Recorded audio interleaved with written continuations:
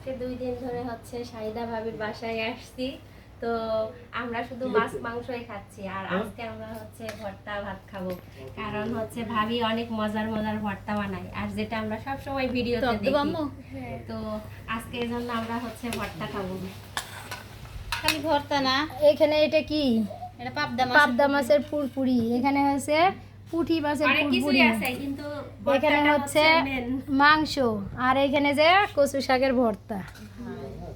আলহামদুলিল্লাহ, অনেক মজার মজার খাবার। অধরা, পেট ভরে ভাত খাও। আর ভাবির রান্না তো এমনি অনেক মজা।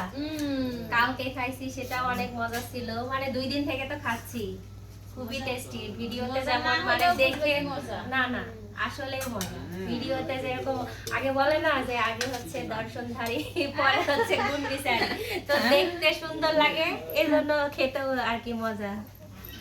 আর কি বলবে আপু, না আসলেই তো সত্যিই মজা।